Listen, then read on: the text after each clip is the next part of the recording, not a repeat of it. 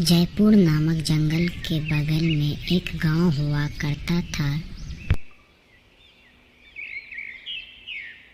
गांव के एक आदमी अपनी पत्नी से काफी प्रेम करता था, जिसके कारण वे किसी और को देख नहीं पाते थे।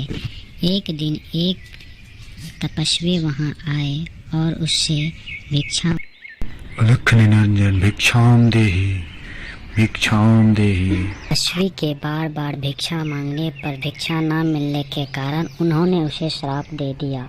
मूर्ख बालक, मेरे इतने बार भिक्षा मांगने पर भी भिक्षा ना दिया। मैं तुम्हें श्राप देता हूँ कि तुम इसी क्षण मर जाओगे। तपस्वी के इतना कहते ही उसका पति मूर्छित अवस्था में आ गया। बाबा उसे माफ कर दो बाबा, हमने उससे भूल हो गई बाबा, इसे फिर से जिंदा कर दो बाबा। माफ कर देना बेटी, मैं श्राप को वापस नहीं ले सकता, लेकिन मैं इसका तोड़ जरूर तुम्हें बता सकता हूँ। वो तोड़ क्या है, मुझे वो बताइए बाबा। उसके लिए तुम्हें जयपुर के जंगल जाना होगा, जहाँ तुम्हें एक जादुई चिड़िया मिलेगी। उससे वह पंख लेना, जिसे सुंघाने के बाद तुम्हारा पति फिर से जीवित हो जाएगा। मीरा अपने पति की जान बचाने के लिए वे जयपुर के जंगल की तरफ चले गए। उस जंगल में पहुंचते ही उसे उस चिड़िया से भेंट हुई। तुम यहाँ क्यों आई हो, तुम्हें क्या काम है?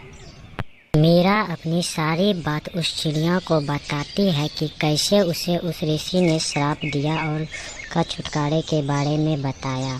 ठीक है, मैं अपना पंख देने के लिए तुझे तैयार हूँ, लेकिन तुम्हें मेरे सवालों के जवाब देने होंगे, तभी मैं तुम्हें अपना पंख दूंगी। ठीक है, तो भगवान के प्रति कैसा भाव रखना चाहिए? भक्त को भगवान के प्रति प्रेम का भाव रखना चाहिए, जिससे वो परमात्मा का मिलन कर सके। बहुत बढ़िया, तुम वो पंख के लायक बन चुकी हो। मैं तुम्हें खुद वो पंख देता हूँ, ये लो। पंख लेकर वो सीधा अपने घर आई और फिर उस पंख से अपने पति को सूंघाई और फिर कुछ ही देर में उसका पति पूरी तरह स्वस्थ होकर ठीक हो गया।